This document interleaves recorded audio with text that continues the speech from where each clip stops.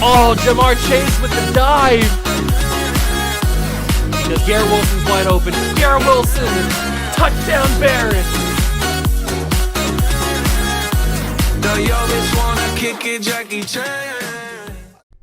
What's going on, guys? Welcome back to another video here on the World of Juice channel, and welcome back to another episode of the Chicago Cougars Relocation franchise here on MLB The Show 22. And we are going for another prospect showcase, a minor league showcase for the Cougars. We are going to be taking a look at the AAA system, the AA system. We're going to be playing a game with both, seeing how all the teams are progressing, seeing how the farm systems are looking, see some of the young players.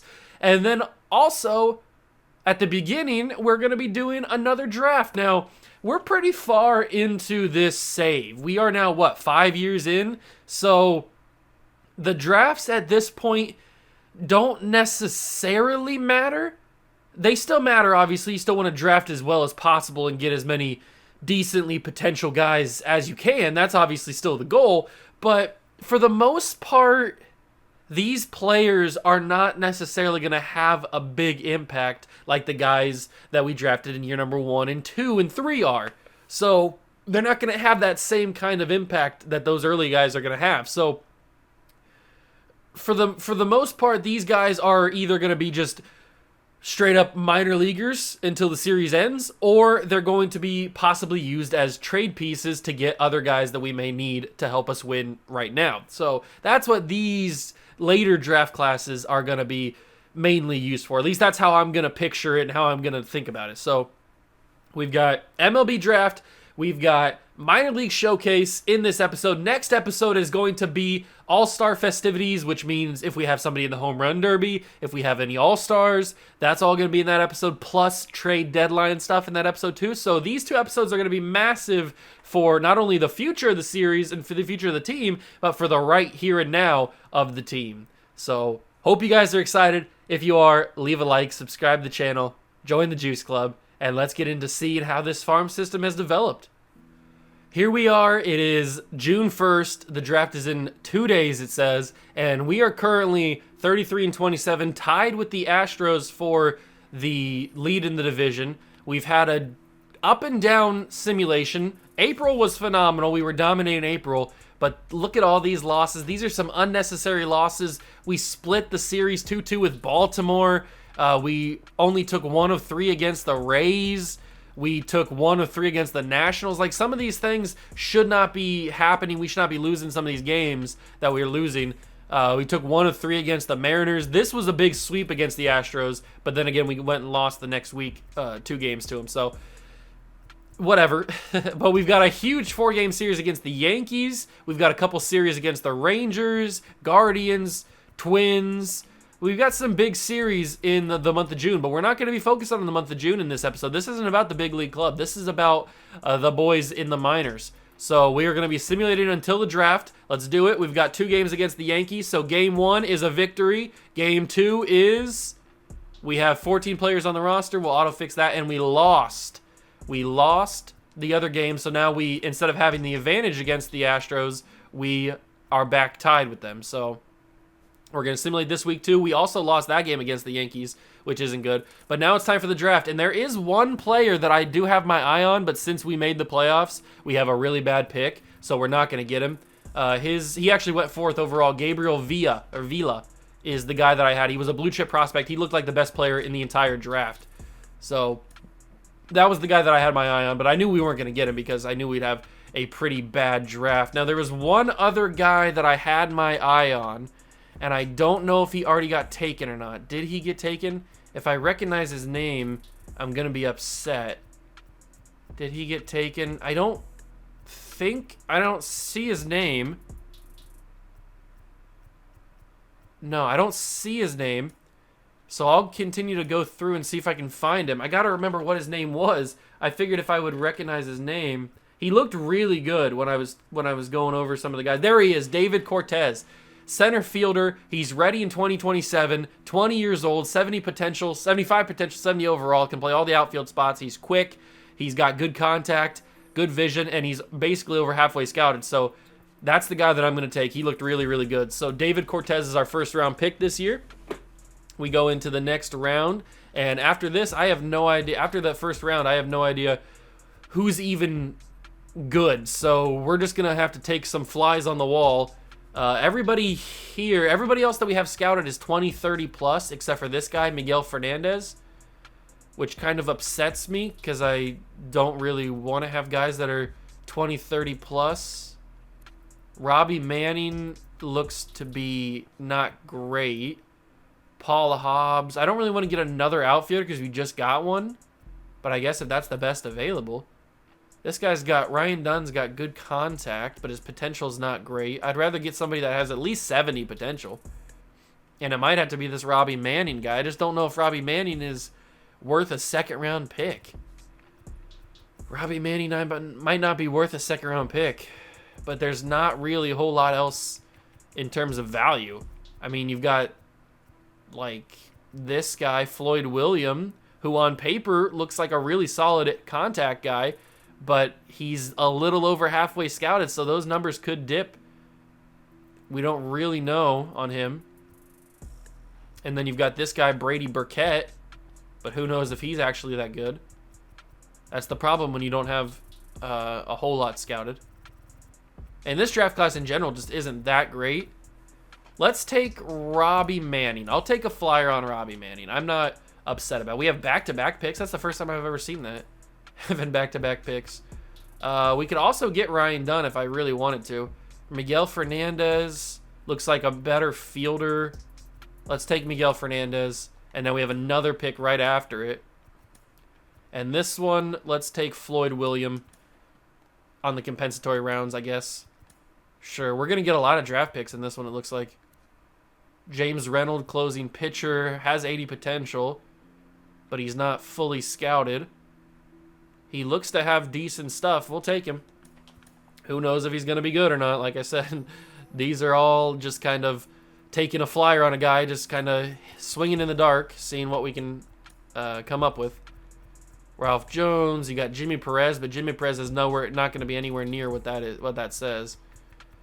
There's other people. What about overall wise? Is there anybody left that's good? Yeah, this draft class just in general wasn't amazing. Because there's no way that these guys are going to be 80 potential. I kind of want to take Jimmy Perez just to find out if he is what he is. I guess it doesn't matter. I just want to find out if he actually has the good power. So we'll take him. We still have a few guys that are a little over halfway scouted, so we can work on that a little bit. First baseman Johnny DeVarco could be decent. We got Elliott Kang. We've got Carlos Salas.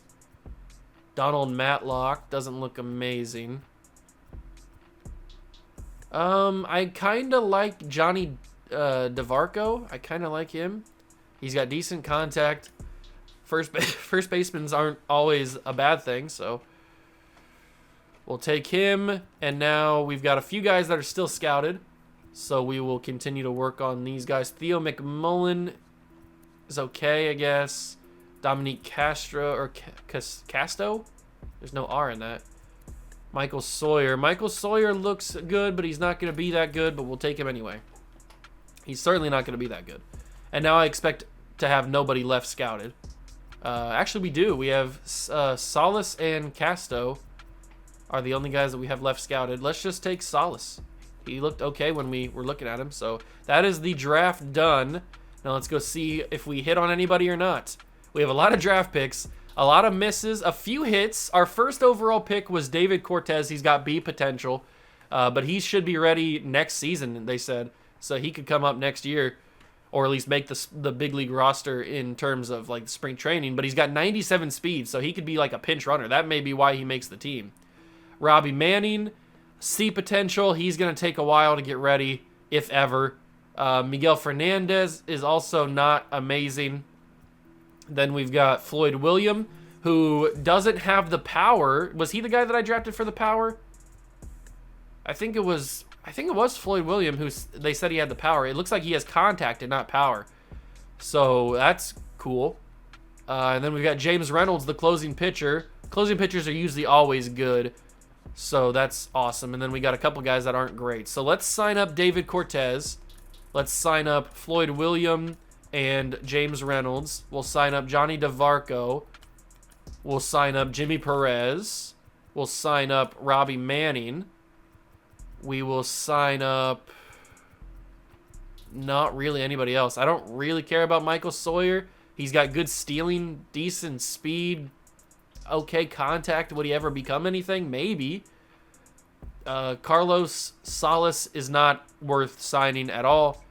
What about this guy, Miguel Fernandez? He's got good speed and good stealing.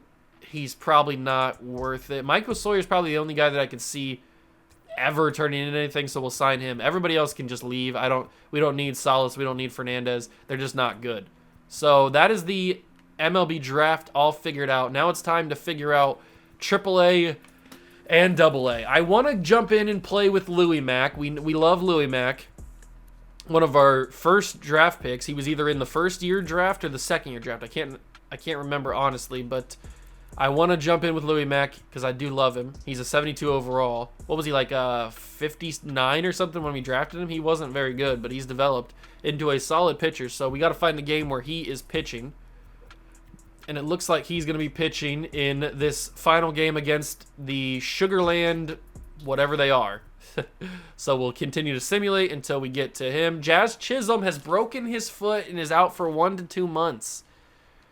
Wow. Jazz Chisholm, and we've lost a ton of games. We've only beaten the Phillies.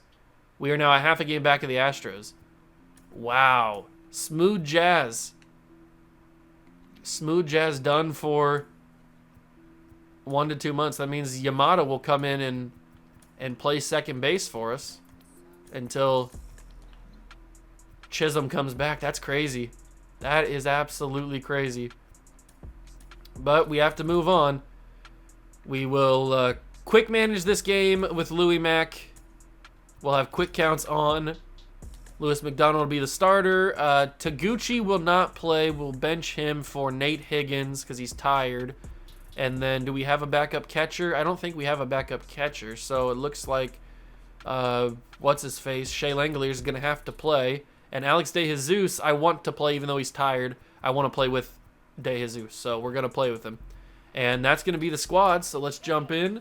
And we'll get the first inning with Louis Mack, and then we'll figure out what we want to do from there. But we've got some interesting guys. Jose De Jesus, Angel Ramos, Tony Blanco. We've got some interesting guys down here in AAA that may have an impact on the big league club in the next coming season. So we got to keep an eye out on those guys. Who knows what's going to happen with them.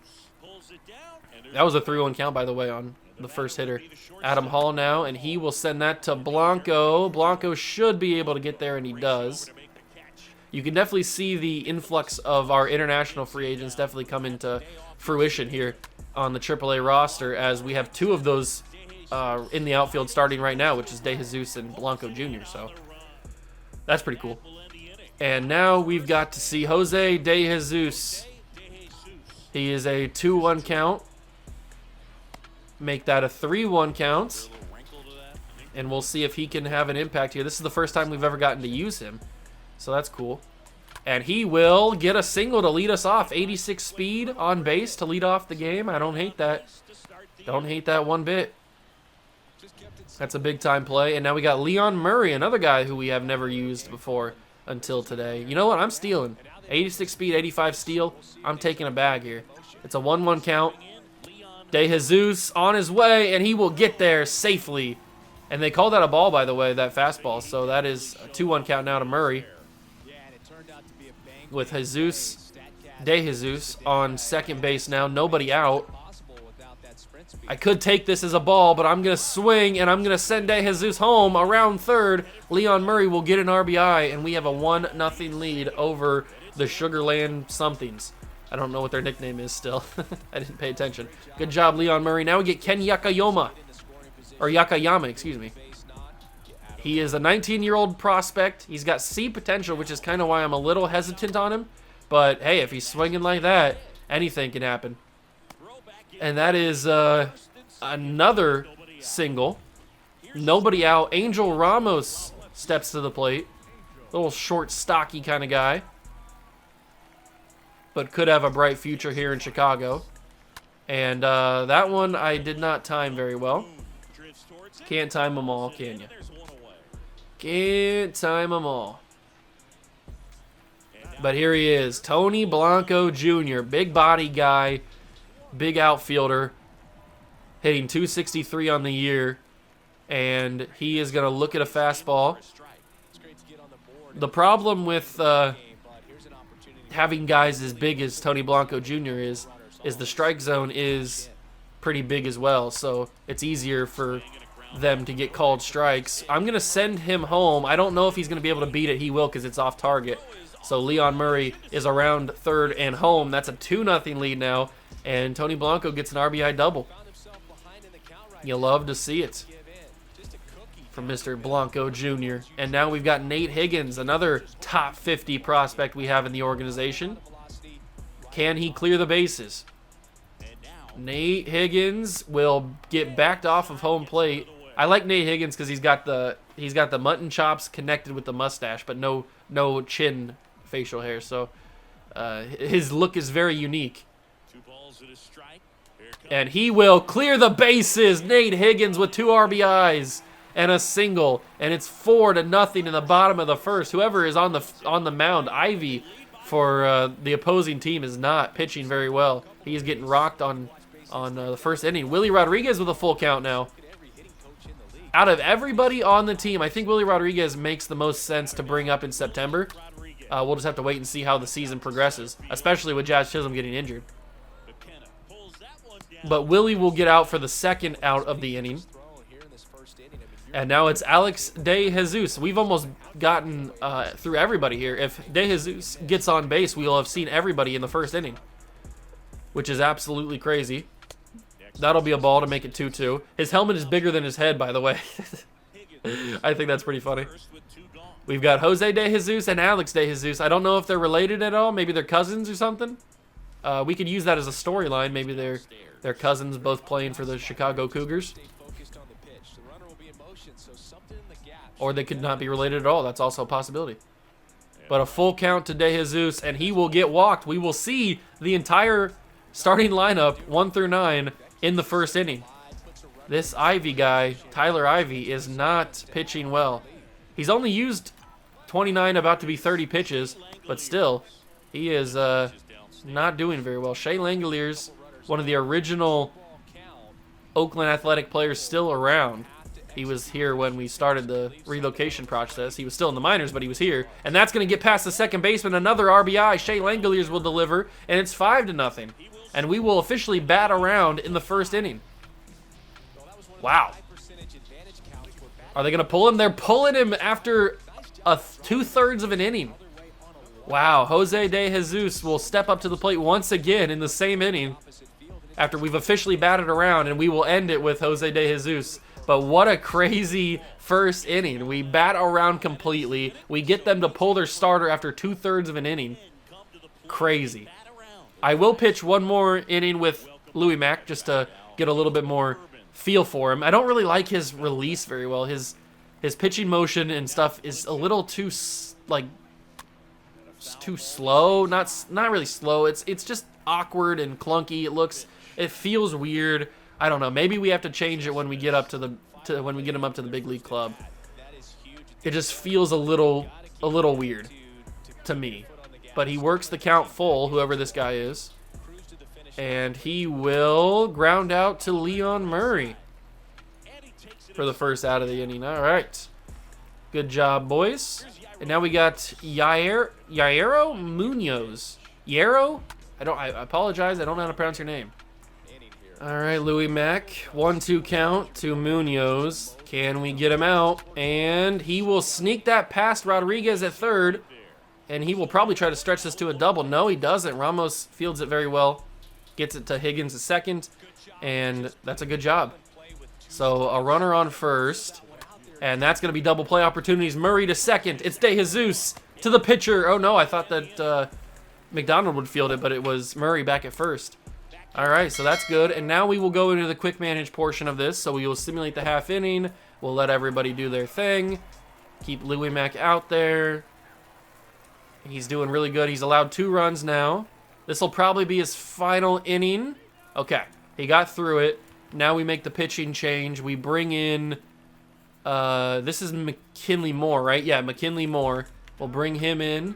He does a good job. Keep going there. I want to pitch actually with McKinley Moore, so let's see how he does here. I will warm up somebody in the bullpen. I'll warm up Richardson, and we'll warm up, let's see, we'll warm up Moya. We'll just stretch and toss Moya. All right, let's pitch with McKinley Moore a little bit, see how he does. 1-2 count to him. He's got a strong release. 5-2, and McKinley Moore will have a ball fly out to left field, but Angel Ramos is right there to get it. Now it's Omar Trevino with a 1-2 count. He will smack that to center field, but Jose De Jesus right there to make the play at the warning track. A little scary, but it dies down before it crosses over the wall. And Adam Hall is the final man of the inning, potentially, with a 1-2 count to him. McKinley Moore readies up, slings the slider, and Adam Hall has nothing but air on that one. And he goes down. All right, we can quick manage this one. We score 4 more runs. Wow, okay. 4 more runs. We'll bring in Richardson, Johnny Richardson, to finish out this game. Actually, it's not a closing situation anymore, but we'll still bring him in just to see what he's got. That is going to be fouled away. Still a 1-2 count. Let's go splitter. See if Nicholas Lawson can hit a splitter. And he will make contact with it, but it's to center field right into the glove of Jose De Jesus. And that is the first out of the 9th inning. They've got David Urban to the plate on a 1-1 count to him, and he will foul off the 2-seamer. So that brings up a potential strikeout situation for Johnny Richardson, where the slider comes into play, and the slider is hit, blooped into shallow center, and it's a base hit for Urban. Good job, I guess. Good job, Duderino. And now it's Munoz who completely whiffs past that 2-seamer as it blows by him, and he was not ready for the slider either. He was just not ready for that at bat, it looks like. He goes down swinging, and it's a 1-1 count to Colin Barber, and Barber will send that to center field. De Jesus is underneath it, and that is the ball game. The Aviators win 9-2, and we put up a lot of runs. 9 runs is pretty impressive. Big time win. Alex De Jesus and Higgins are talking. Mack gets the win, Louis Mack. That should give him his 5th win of the season. Leon Murray smoking that baseball. Jose De Jesus had a home run in the game. Higgins has 2 RBIs. Shea Langeliers has an RBI, and Leon Murray has an RBI. So Louis Mack gets the win, and De Jesus gets the player of the game. Now we get to see the AA roster, and we get to see them, how they develop, or how they're looking so far this season. So let's go and pick a game. Who do we want to see pitch? Koji Ishii is a relief pitcher. Why is he in the starting lineup? Because we don't have another starting pitcher? Probably. All right. Well, he's 1-0, so good for him. I want to see Alfredo Valentine. He's 7-1 with a 1.63 ERA. I want to see Alfredo. So let's go find a game that he's pitching. He's actually pitching this one right here. So we'll simulate to that. The big league club is really struggling. We're going to have to make some sort of changes at the deadline because we are struggling. We're losing our lead on the Astros, or our tie with the Astros right now. Let's go and play this game. We're going to quick manage it like we did last time. And it just so happens that we're home. Quick counts on. Alfredo Valentine's the pitcher. We've got Rick Woodson, Will Ponson, Joe Rizzo, Mackenzie Poe, Yafri Solano, who I definitely want to see. I want to see Juan Perez. I do want to see Alden Houston, too. He can play right field, but he has no speed. Why can he play outfield if he has no speed? That makes no sense. We don't really have anybody on the bench for this team. This team is very, very not deep. But the main guy I want to see is Yafri Solano. So let's get in there, jump in, and pitch with Alfredo Valentine. Because Alfredo Valentine, he could be something for us. You never know. He could definitely be something for us. This guy's a short, little, stocky guy. He's pretty thick. He's a thickin'. There's Yafri making a play at second base. And that's the first out of the inning. Alfredo Valentine. 7-1 on the year. He's definitely going to make the All-Star game for Double-A. That's a fact. But that is going to get past Joe Rizzo at third base. Ponson will field it. He doesn't go to second, so I just throw it to the cutoff man. And that's a base hit with 1 out in the inning. Juan Yepes looks at a fastball. Let's go with a sinker now. And that will be smoked into deep left field, but it hooks just foul. Thank you very much for that. And he looks at a changeup strikeout by Alfredo. And this is a steal situation. And we'll see if we've got the cannon. And we do. He's out of here. Trying to steal on the young prospect. You can't do it. You made a mistake trying to steal on him. And we will go Rick Woodson, who's been here the entire series, I think, right? He's been here for a while. He will, oh, wow, okay. I thought he was going to look at a fastball to make it 3-2, or 3-1, but it looks at a fastball to make it 2-2. This fastball will make it a full count. Can Rick Woodson get a leadoff single? I have no idea if he can. I don't even know if Rick Woodson's a good leadoff hitter. But he's here, and he will get a leadoff walk.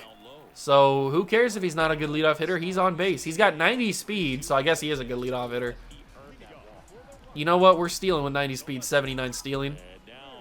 Although I could do a hit and run situation. I didn't want to. That was a really good hit and run situation, but I figured, you know what? Let's get Rick Woodson a stolen base here.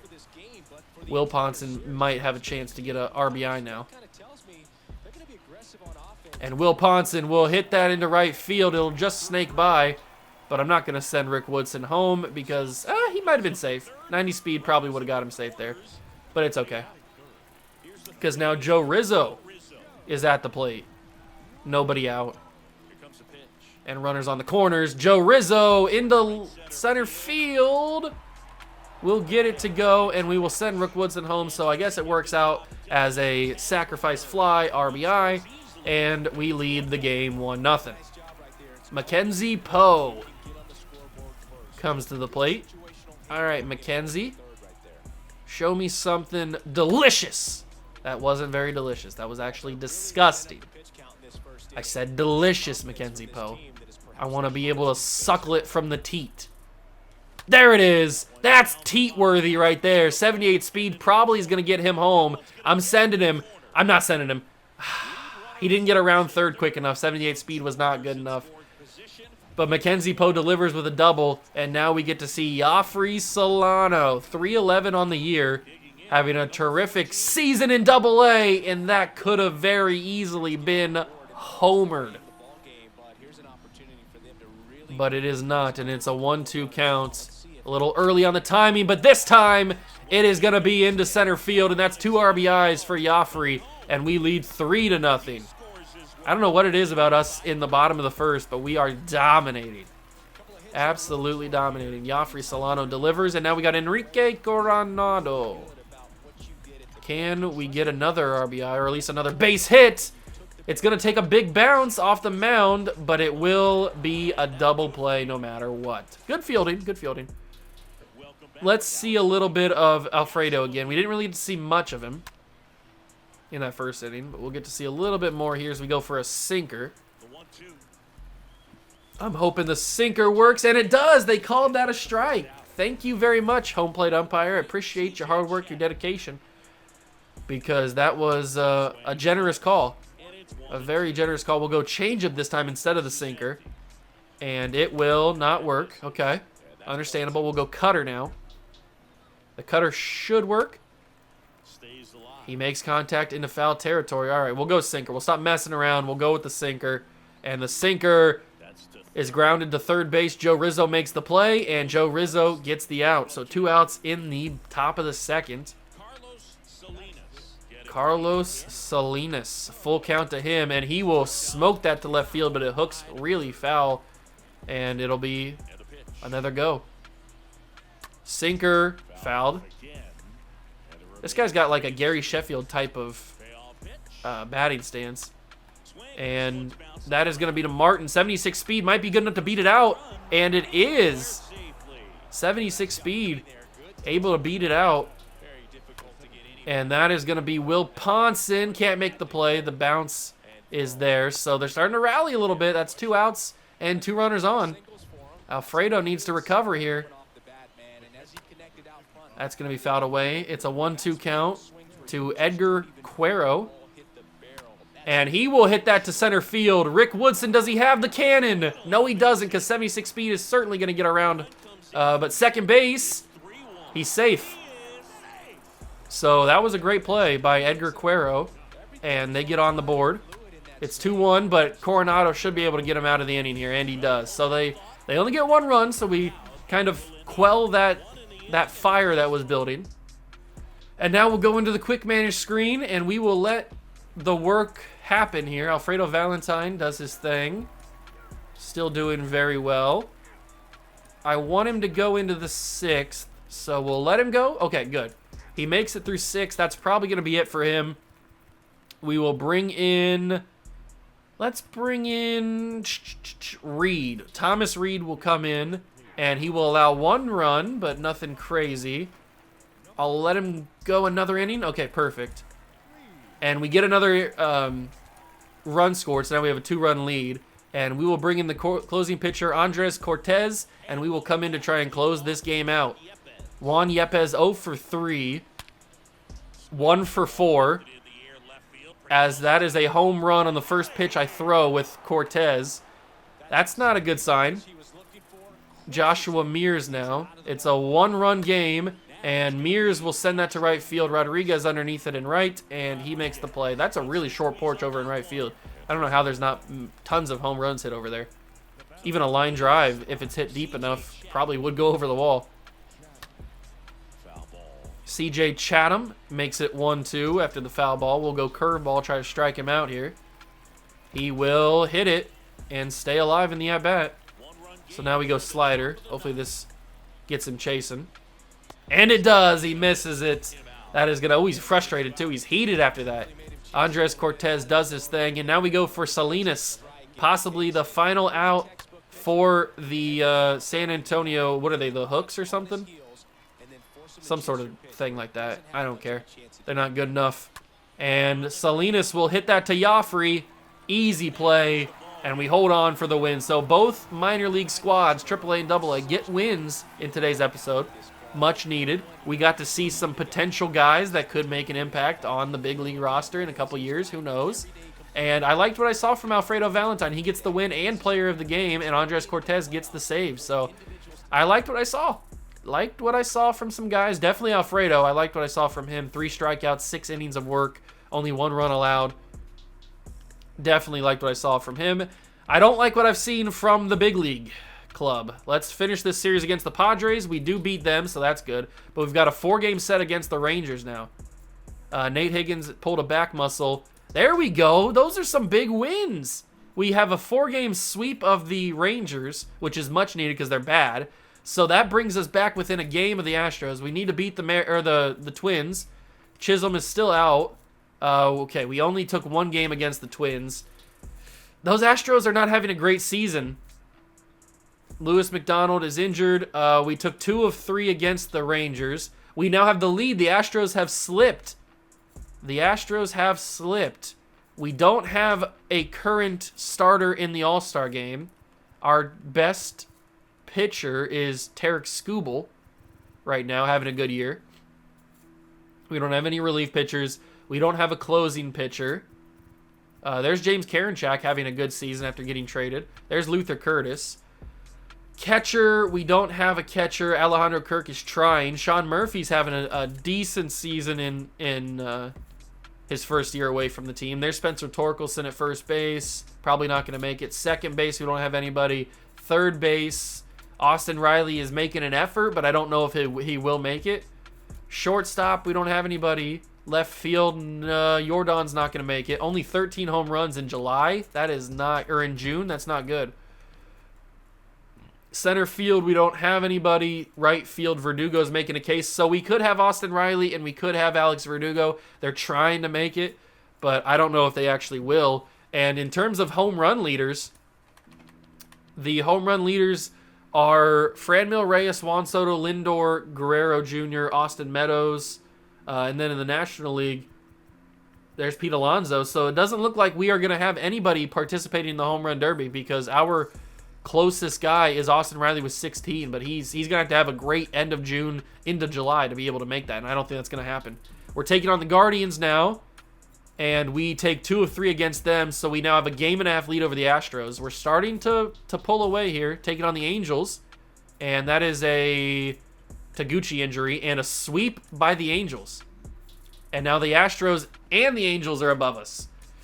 We cannot get swept by, and we lose to the Mets too.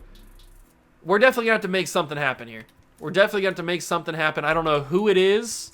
I was looking before the video started. I was looking at possible trades. Hunter Green, I think, needs to get traded. We've tried it with him. The experiment's just not working. He's not good enough right now. Jack Leiter also possibly could get moved. Skubal we keep. Bieber we keep. Ohtani we keep for now. And then on the lineup, I was thinking maybe we trade Smooth Jazz Chisholm, but he's not healthy. He's injured, so we can't trade him. Verdugo also could be traded. Spencer Trainor's not really producing like I hoped he would, but I didn't really have too high of hopes for him. You know what? I think I might want to put Murakami as the DH for a little bit. Let's have Murakami be the DH. He's 87 overall. Maybe that could change some things. Maybe he can bring some power to the team. We get swept in a 2-game series against the Mets, which is not ideal.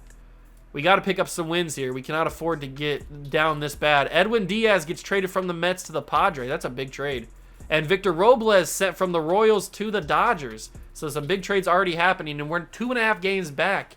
It's not the Astros we have to worry about. It's the Angels we have to worry about. I'm not sure what we need to do differently. We lose against the Angels, beat them once. 3.5 games back of the Angels now. We're going to have to make something happen. We are definitely going to have to make something happen in the next episode. Because we cannot have this kind of poor performance with the team. I know the budget isn't really there. The budget is not really there. We have $6.4 million available. What I was thinking was Jazz, because he's making a lot of money. We re-signed him. But he's injured. He won't be back for what? 3 to 4 weeks with a broken foot, so that's going to be past the deadline probably. So we'll have to keep Jazz around for another season.